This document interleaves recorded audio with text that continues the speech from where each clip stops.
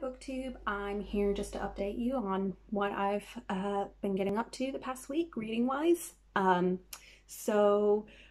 be honest, it's been an okay reading week.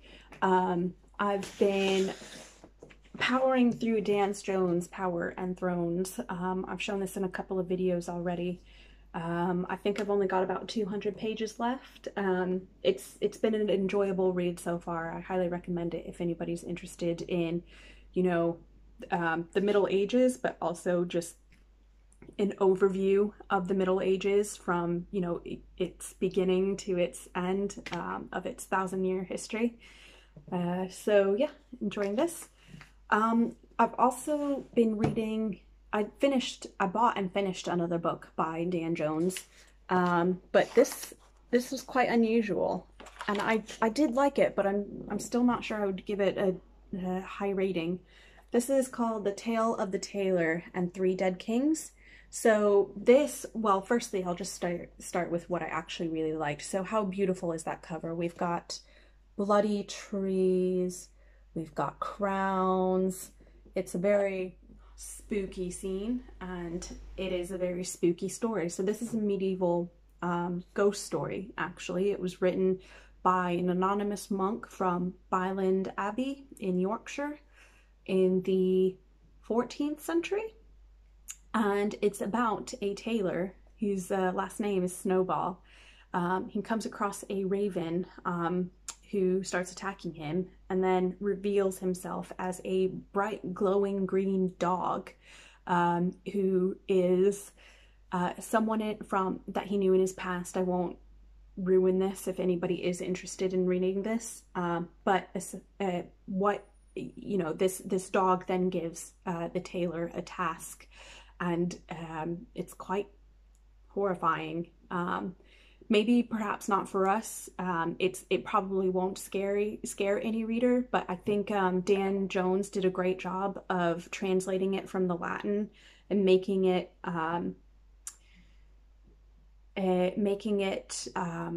enjoyable for the modern reader. I think I did have a couple of issues with this though. So as you can see, this is a very slim book. The tale itself, and this is a very small book as well. So if I show you here, so they're not even really full pages, so it's like maybe it's less than 100 pages, and a lot of this is taken up by the introduction and the original Latin text, which Dan Jones included, and then included some of his translations, and also a note on Byland Abbey. So do I think this should have been a standalone book or included with some other stories? I think probably the latter, but again, it's such a gorgeous book. I really enjoyed it. And I think one of the other things that I would have appreciated is more commentary from Dan Jones about what, analysis of the story itself. There wasn't any of that. And I think anyone who does want to pick this up but isn't necessarily familiar with medieval history, I think that would have helped, particularly when it comes to the title. It's called The Tale of the Tailor and the Three Dead Kings. So you'd think it would be about three dead kings, but we're not talking about, hereditary rulers in this sense.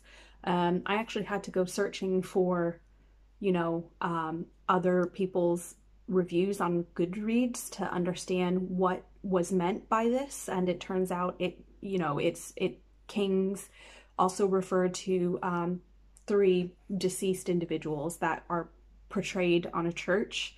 So I think it would have done well for Dan Jones to include that in the book as well. But I'm not gonna give this a bad rating. I still don't know what I'm gonna rate it, but on its own, I probably wouldn't give it 5 stars. But that's not because I didn't like the anonymous monk's tale. I thought it was fascinating. I just think more could have been included analysis-wise. So those are the 2 Dan Jones books that I have been reading and have read this week. I finished The Halloween Tree. I think it started out brilliant, and I think towards the end of it, I just wanted to get it finished. And that's just me because I'm not very good with fiction. I get bored of fiction very easily. But it was enjoyable. So I'm pleased that I got through that. But I did get 2 books yesterday from the British Heart Foundation, which is a charity shop here in the UK. I was inspired by Vin at Revenant Reads, who had such a successful trip to his local Goodwill. So I went to my local charity shop just to see what they had on the bookshelves, and while there were quite a few books that I was interested in, none that I wanted to really take home except for these 2. So I got these 2 books for £1. Both of these were £1 together, which I thought was great. So I got Umberto Eco's In the Name of the Rose. Sorry, The Name of the Rose.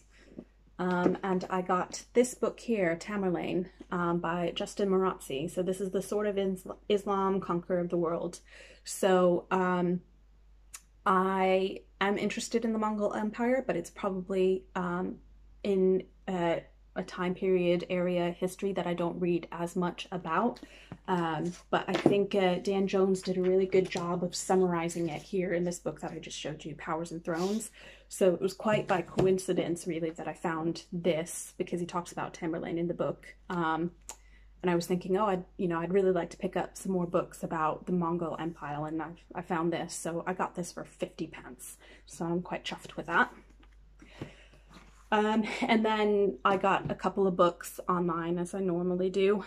So as interested as I am in medieval history, I haven't read anything by Alison Weir yet. I've watched her programs on the, I think it's the BBC, about England's she-wolves. So Isabella, the she-wolf of England. And then she's also written this biography about Catherine Swynford, so John of Gaunt's mistress and then wife. So again, yeah, I don't know why I haven't read anything by her yet, but I'm going to rectify that now. I'm particularly interested in Isabella, but more so her relationship with Roger Mortimer, and I think this book is a really good example of modern biographies when it comes to women, because I think women, especially women in positions of power whose husbands are in powerful positions, are treated, just downright rudely and without, any hidden agenda. It's completely misogynistic most of the time, and I think Isabella has her fair share of that by male authors in the past, and I think this might be Alison Weir's attempt at trying to sort of debunk those myths. So that's that, and perhaps maybe she's, yeah. So again here, the story of John of Gaunt and his scandalous duchess. So probably again it's going to do the same thing with Catherine Swynford here, but I like the story of John of Gaunt and Catherine Swynford, so I'm sure I'll enjoy both of these books. So that's just a very short video. I didn't it's not been a terrible reading week, but likewise it's not been a great magnificent reading week, but I just wanted to share with you what I have been reading and what I've picked up. So hopefully you've enjoyed that, and I'll see you next time, BookTube. Bye.